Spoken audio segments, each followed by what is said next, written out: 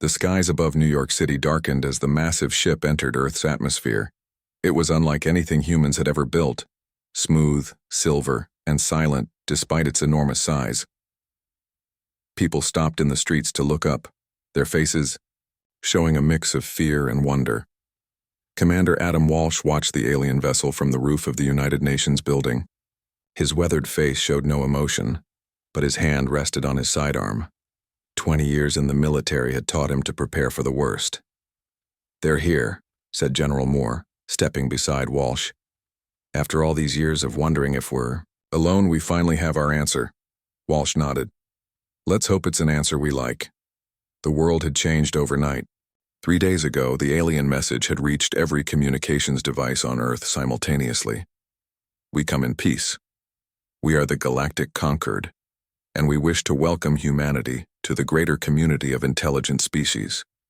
Now, as representatives from every nation gathered in the UN Assembly Hall, Walsh had been assigned to the security detail for Earth's first official meeting with aliens. Dr. Lisa Bennett hurried across the roof, clutching her tablet computer. Her brown hair was pulled back in a hasty ponytail, and she looked like she hadn't slept in days. "Commander Walsh, I've been looking for you," she said. "I'm Dr. Bennett, head of the xenolinguistics team." Walsh had read her file. At 35, she was the world's foremost expert in theoretical alien communication, though until 3 days ago, her field had been purely theoretical. "The translation algorithms are running smoothly," she continued. "Their language has mathematical patterns that make it surprisingly easy to decode." "Too easy?" Walsh asked.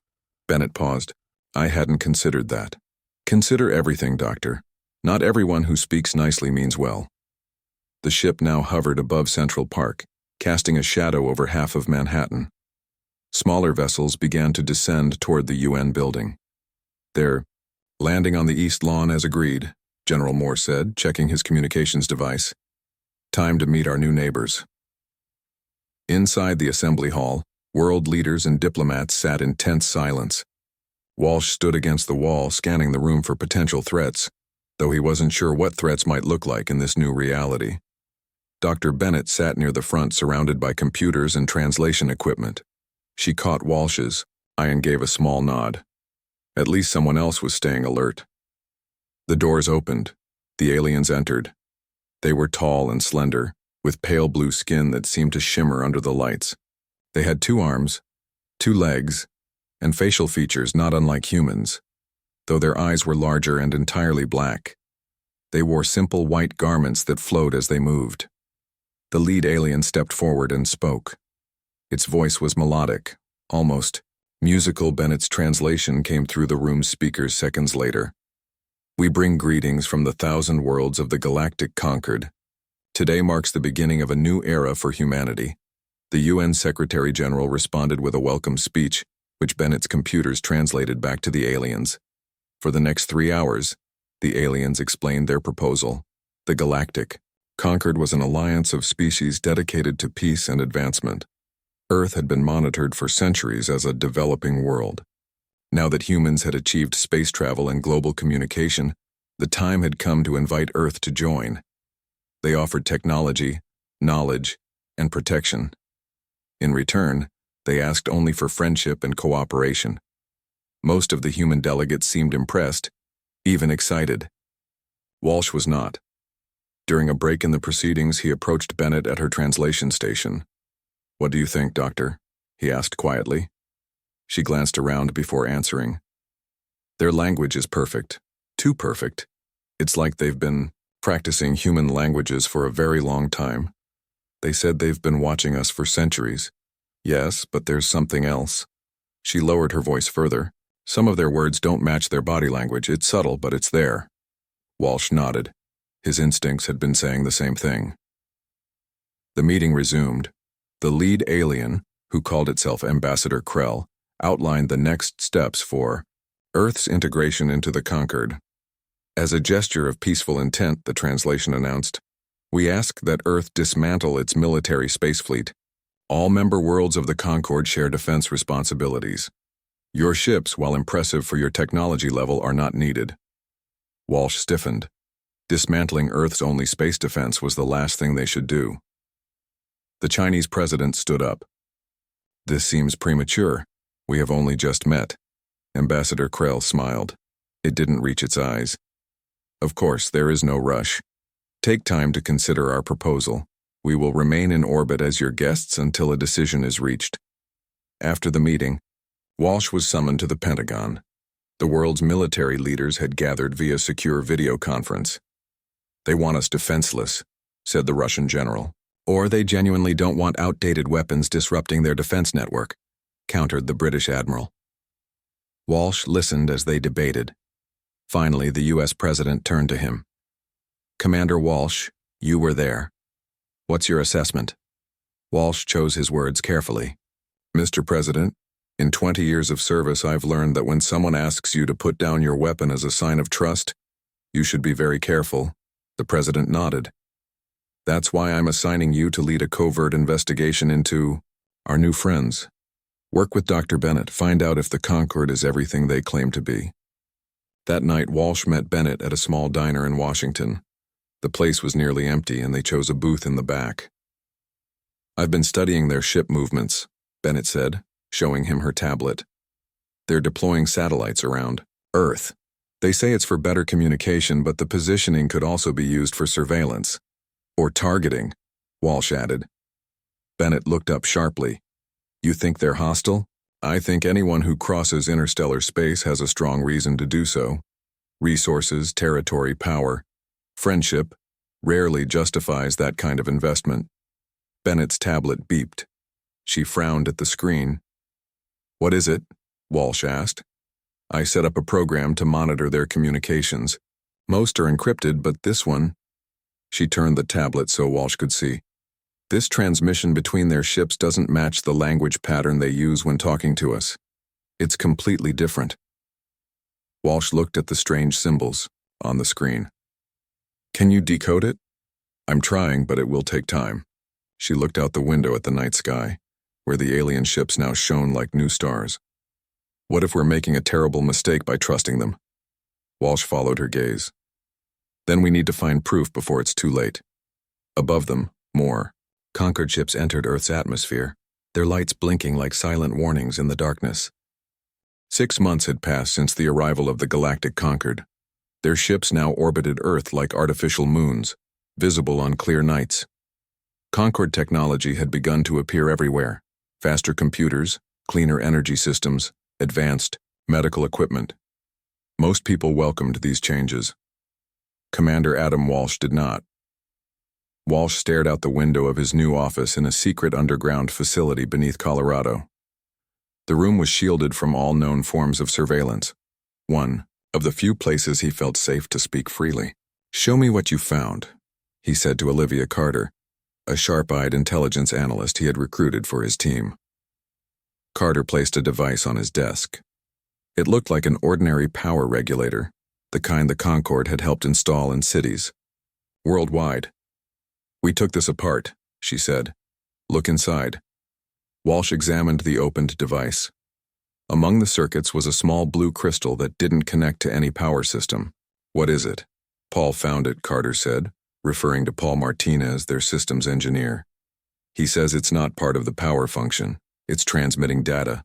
Walsh's jaw tightened. "They're monitoring us. Every home, every office, every hospital that installed their improved power systems has one of these." Walsh picked up his secure phone. "Get Dr. Bennett here. Now." 2 hours later, Lisa Bennett arrived at the facility. 6 months of working with Walsh had changed her.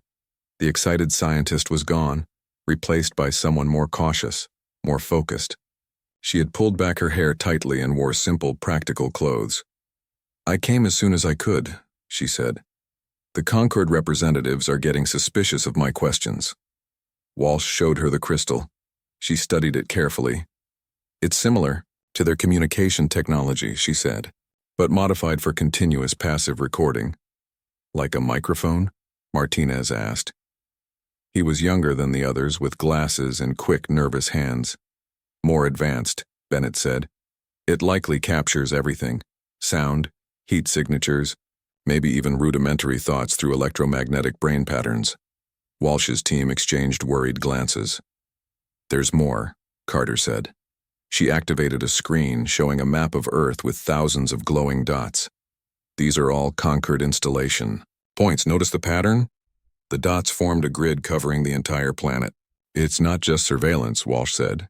"It's a network." Bennett nodded. "I've been translating more of their encrypted communications.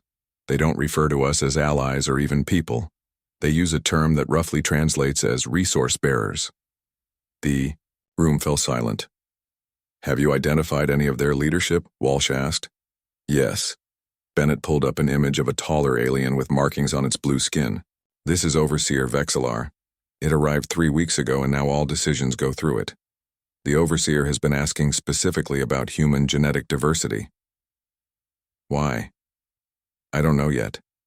But yesterday I made contact with something else." Bennett lowered her voice. "Another alien. Not part of the Concord." Walsh stared at her. "What?" "It was hiding in the translation system. When I was alone, it communicated with me.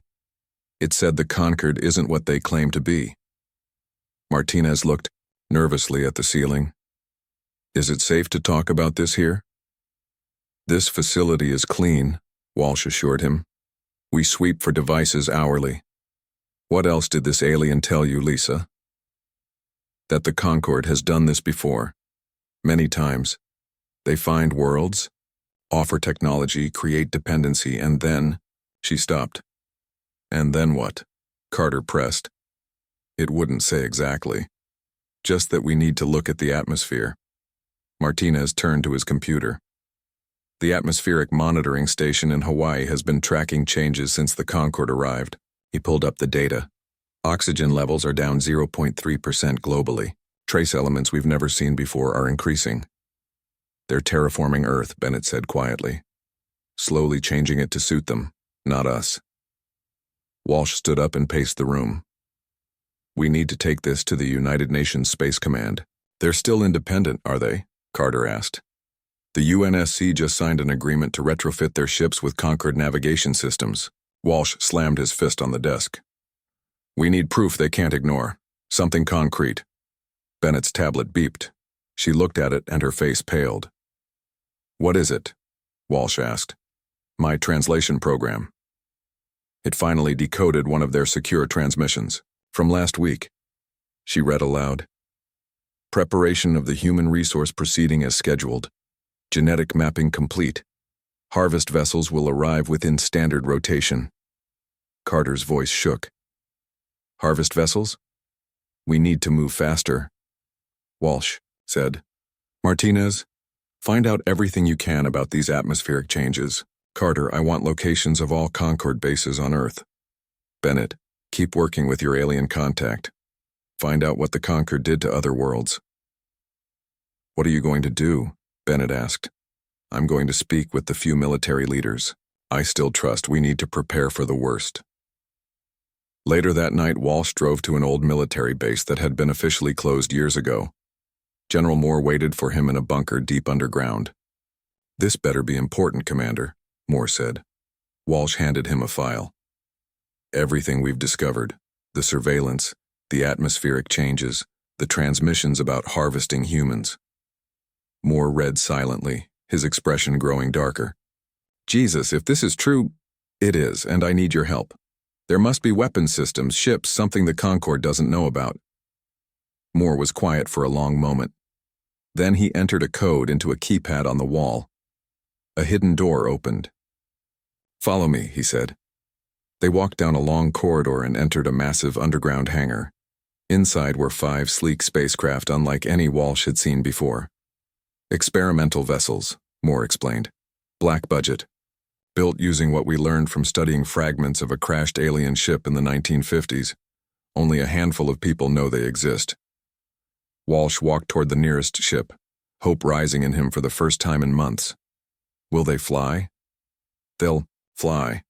But against Concord technology, I don't know if they'll be enough." Walsh's phone buzzed. A text from Bennett. "Need to meet. Found something big." "We have to try," Walsh told Moore. Gather whatever pilots and crew you trust completely. No one connected to conquered technology. No one with their medical implants. That won't be many. It doesn't need to be. We just need enough to fight back. Above them, visible even through miles of rock and concrete, the lights of conquered ships pulsed in Earth's night sky, drawing closer with each passing day. 1 year after the Concorde's arrival, Earth had changed dramatically. Their technology was everywhere. Most people carried Concorde communication devices. Their medical treatments had cured diseases. Their energy systems powered cities. Few questioned the aliens anymore. Adam Walsh looked at the map spread across the table in the underground bunker. Red dots marked conquered bases around the world. Blue dots showed resistance cells. There were far more red than blue. Our numbers have grown, Lisa Bennett said, standing beside him. We have people in 42 countries now. Walsh nodded. Bennett had become more than a colleague over the past year. In their fight against the conquered, they had grown close. Sometimes, in rare, quiet moments, they allowed themselves to imagine a future together. If Earth had a future, any word from your contact? Walsh asked. Bennett's alien informant, whom she called Sari, communicated irregularly through hidden channels in the Concorde's own systems. Yes, she said. Sari sent these. She placed a tablet on the table. It showed images of planets, beautiful worlds with oceans and forests. Then the same worlds gray and lifeless. What happened to them? Walsh asked. The conquered. Sari says Earth is the 12th world they've found with our specific biological makeup. They come as friends, integrate their technology, then harvest all biological material. Harvest how? Bennett's voice was flat. They process the population into biological resources. Our genetic adaptability is valuable to them. They use it to enhance their own species. The door opened. Major Frank Collins entered, followed by Olivia Carter and Paul Martinez. Collins was a tough, weathered man who commanded what remained of Earth's independent military forces. The Concord just announced the arrival of their cultural exchange centers, Collins said. Large ships entering orbit tomorrow. Martinez activated a screen showing satellite images.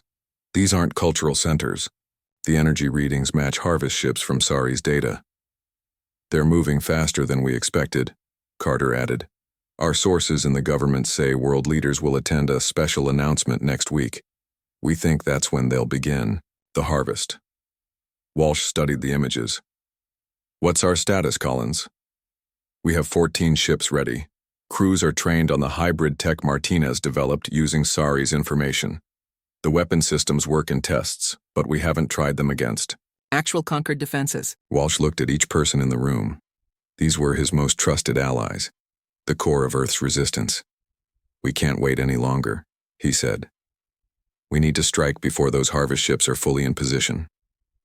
A direct attack? Collins asked. We're outnumbered 100 to 1. Not a traditional attack, Walsh said. Bennett and I have developed a plan.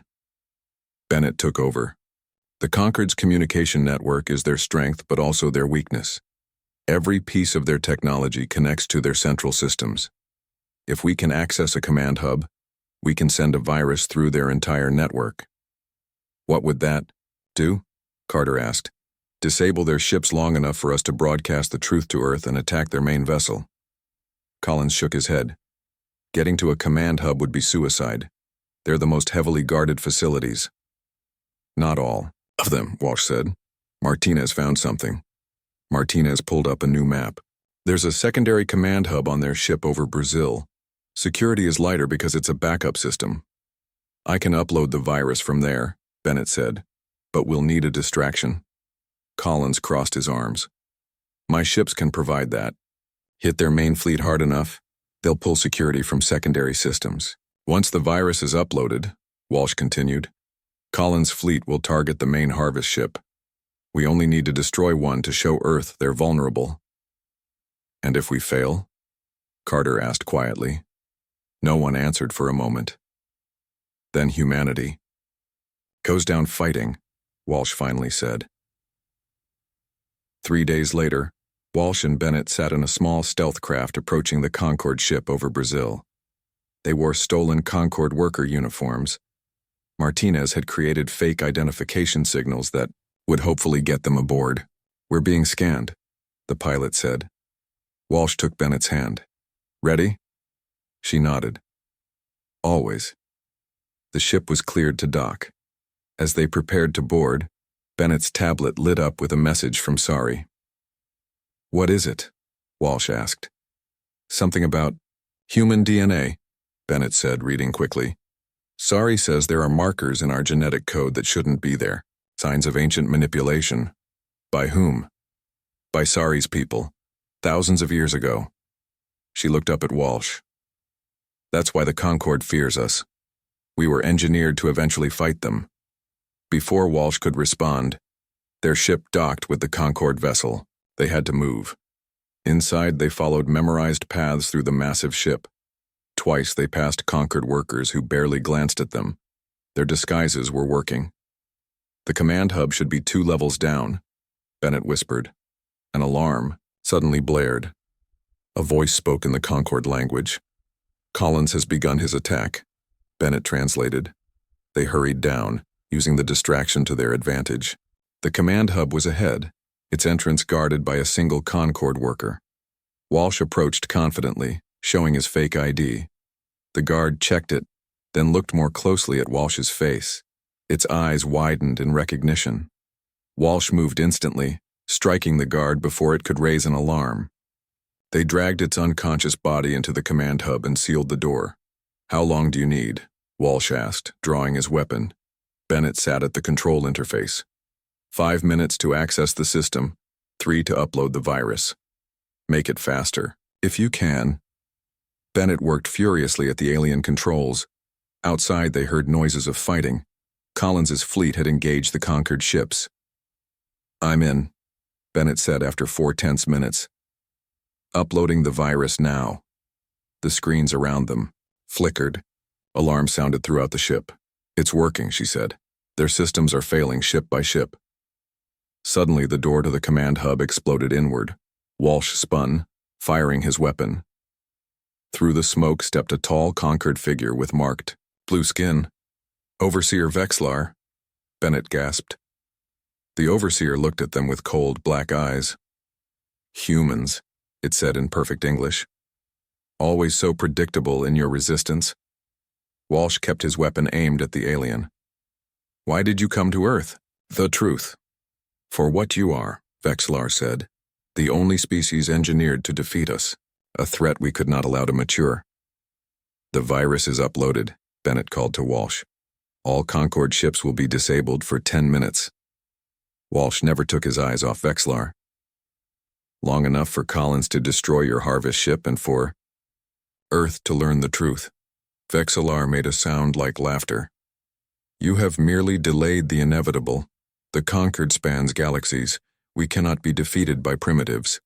Walsh smiled grimly. "Watch us try." Beyond the ship's walls, they heard the sound of explosions as Collins's fleet attacked the vulnerable Concorde vessels. The Resistance had begun its counterattack, and Earth's fate hung in the balance.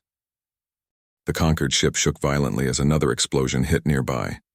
Walsh kept his weapon pointed at Overseer Vexlar, while Bennett worked frantically at the command console.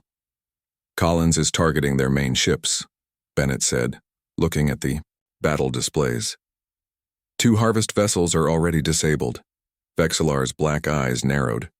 "Your primitive weapons should not be effective against our shields." Walsh smiled. "That's the thing about humans. We learn and adapt. Your technology is impressive, but we found ways to counter it." The truth was both simpler and more surprising than Vexlar knew. Earth's weapons weren't advanced. They were outdated. The Concorde had evolved defenses against energy weapons, but Collins's fleet used modified nuclear missiles and simple kinetic projectiles. Technology so old, the Concorde had no defenses against it. "I've accessed their full database," Bennett called to Walsh. "Downloading everything now." Vexlar moved suddenly, faster than Walsh expected. The alien struck Walsh's arm, sending his weapon flying across the room. Walsh fought back, but Vexlar was incredibly strong. It lifted Walsh by the throat. "Your species was a mistake," Vexlar hissed. "One we will correct."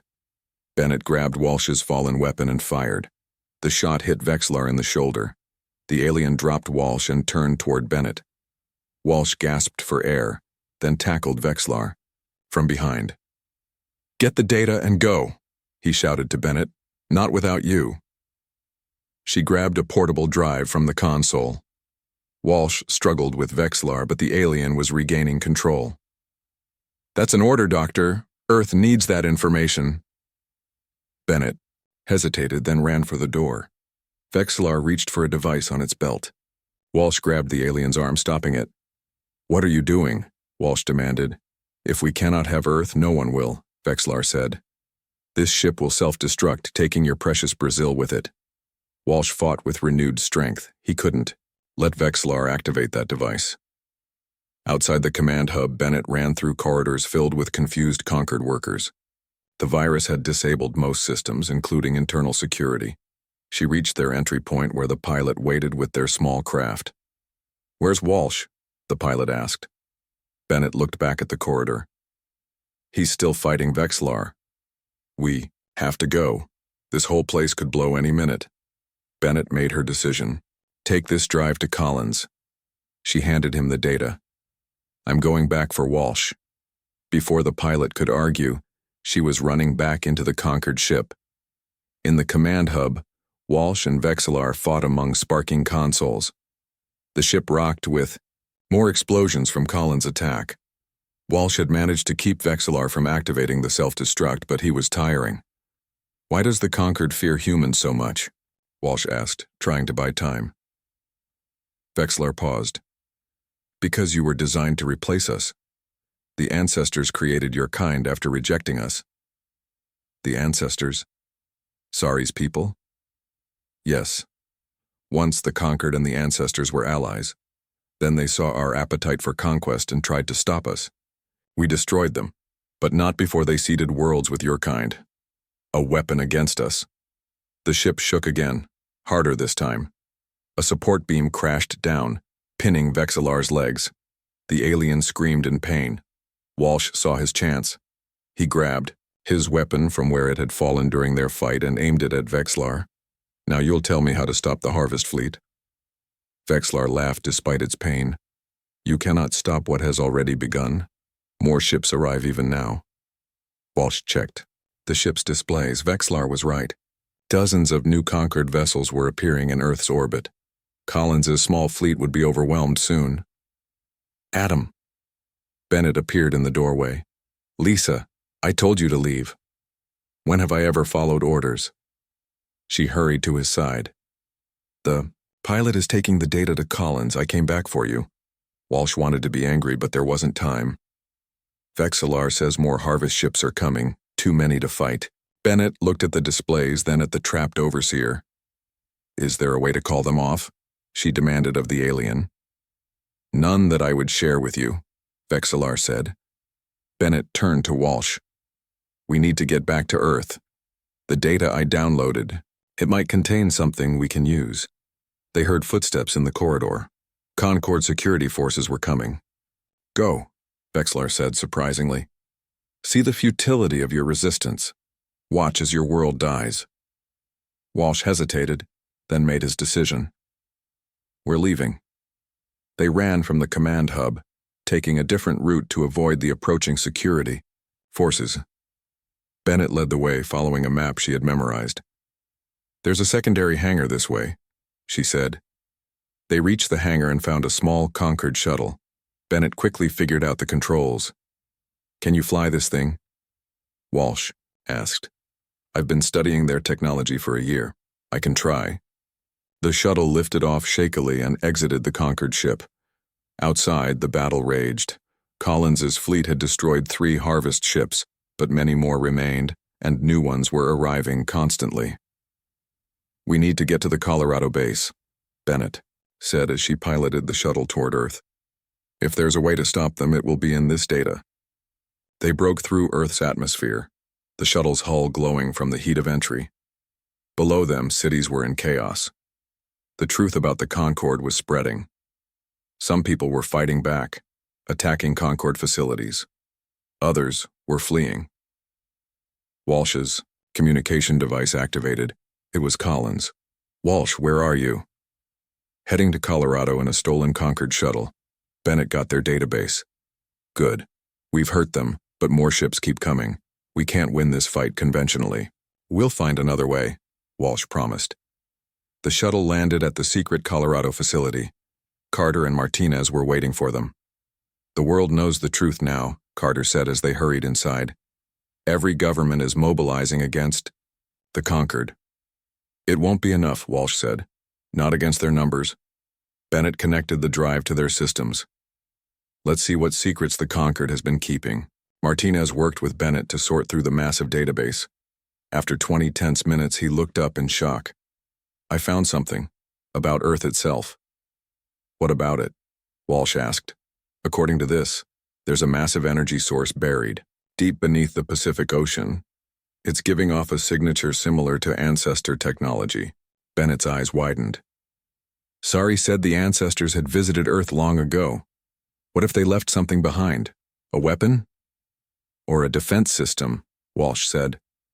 Something to protect their human creations. Hope flared for the first time in days. If the ancestors had indeed left something that could help them fight the Concord, they might have a chance after all. Walsh looked up at the monitors showing the Concord fleet growing in Earth's orbit. We need to find this energy source. Now. The Pacific Ocean churned as Walsh's team approached the coordinates in their submarine. Above the surface, the battle for Earth continued. Collins and his fleet fought bravely, but they were outnumbered. Cities worldwide reported Concord forces landing, beginning what they now openly called the harvest. We're almost there, Martinez said from the pilot's seat. 300 meters below us. Walsh stood behind him, watching the sonar display. Bennett worked nearby, studying the Concord data they had stolen. The energy readings are getting stronger, Carter reported. Whatever's down there, it's powerful. Walsh turned to Bennett. Have you found anything else in their files? She nodded. The Concord first encountered humans on a different planet thousands of years ago. They destroyed that world, but some humans escaped. The ancestors helped them, spreading human settlements across multiple star systems. So we're not just from Earth, Walsh said. No, we're scattered across the galaxy. The Concord has been hunting down and harvesting each human world they find. The submarine's communication system crackled. It was Collins. Walsh, what's your status? We can't hold them much longer. We're approaching the energy source now. How bad is it up there? Bad. They've taken most of Europe and Asia. Their harvest ships are processing thousands of people per hour. North America is still fighting, but we're losing ground. Walsh's jaw tightened. Hold on as long as you can. We'll find a way to stop them. The submarine's lights illuminated the ocean floor. Ahead was something impossible. A massive structure, clearly artificial, covered in coral and sea life. It's huge, Carter whispered. Take us closer, Walsh ordered. As they approached, sections of the structure began to glow with a soft blue light. The same color as the crystal they had found in the Concord surveillance device, but somehow different. It's responding to our presence, Bennett said. They found an opening in the structure large enough for the submarine. Inside was an air pocket with a dock. It's like it was built for us to find, Martinez said, as they secured the submarine. Walsh. Bennett, Carter, and Martinez stepped onto the ancient dock. The walls around them glowed brighter. The architecture isn't Concord, Bennett observed. It must be ancestor technology. They followed a corridor deeper into the structure. The walls were covered in symbols similar to those in Sari's messages. Can you read any of this? Walsh asked Bennett. Some of it. This section talks about the children. That must be humans. And this part mentions the betrayers, probably the Concord. They entered a vast chamber.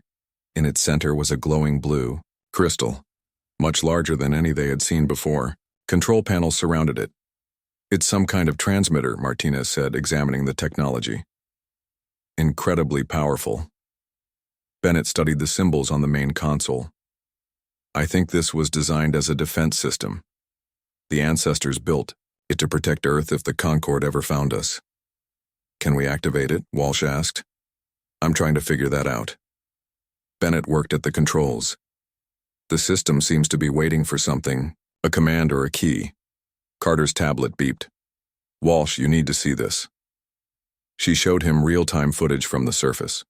Conquered harvest ships were descending over major cities worldwide. They're accelerating the harvest. At this rate, half of Earth's population will be processed within days. Walsh slammed his fist against the wall. We're out of time. There must be a way to activate this system. Suddenly, Bennett's communication device lit up with a message. It was from Sari. Sari says the defense system needs human DNA to activate, Bennett said. Specifically DNA with the ancestor markers, which all humans have, Walsh said. Yes, but it needs to be directly interfaced with the system. Walsh looked at the crystal. How do we do that? Bennett pointed to a small opening near the crystal. Blood. It needs human blood to verify our DNA. Walsh didn't hesitate. He took a knife from his belt, cut his palm, and placed his bleeding hand on the interface. The entire chamber hummed to life. The crystal pulsed brighter, and the control panels activated with displays showing Earth and the Concorde fleet. It's working, Bennett said. The system is coming online. Martinez studied the displays. It looks like it's connecting to something, a network across the planet. The Concorde monitoring devices, Carter realized. What if they weren't just for surveillance? What if the ancestors designed them to be hijacked? Bennett worked quickly at the now active controls. The Concorde built their technology on stolen ancestor designs. This system can access their network. But we need to tell it what to do. Can we disable their ships? Walsh asked. Better, Bennett said. We can broadcast through their entire network, to every conquered ship and base in the galaxy. Walsh understood immediately. We can show everyone what they've done, all the worlds they've harvested. Yes, and more. This data contains the frequencies to disable their weapons. We can send it to every species they've subjugated. Walsh made the decision. Do it. Broadcast everything. What they've done. How to fight them. All of it. Bennett activated the system. The crystal pulsed rapidly and the displays showed the signal spreading through the Concorde network. On the surface, Concorde ships suddenly stopped. Their weapons powered down. Their communications broadcast the truth about their civilization, the worlds they had destroyed, the species they had harvested. Collins called in. Walsh, what did you do? The Concorde ships are shutting down everywhere. We found the ancestors' defense system, Walsh replied. It's broadcasting the truth and weapon frequencies to the entire galaxy. It's working. Their ground forces are in chaos. Some are even surrendering. Bennett pointed to a new message appearing on the control panel. The system is detecting responses from other worlds. Other human colonies and subjugated species are fighting back. For the first time in a year, Walsh allowed himself to feel real hope. This isn't just Earth's fight anymore. It's the entire galaxy against the Conquered. Carter looked at another display. Conquered command ships are trying to flee our solar system. Let them go, Walsh said. Let them carry our message further. Bennett stood beside Walsh and took his hand. The ancestors designed humans to be adaptable, to think differently than the Concorde. That's what they feared most about us. Not our weapons or technology, Walsh agreed, but our unpredictability, our stubborn refusal to give up. The four humans watched as the displays showed conquered ships retreating across the globe. Earth had survived, though the fight to rebuild would be long. What happens now? Martinez asked. Walsh looked at the ancient technology around them, then at his companions who had fought so hard to save their world. Now we take our place in the galaxy. We find the other human worlds, connect with the species the Concorde oppressed. We build something better than the Conquered ever could.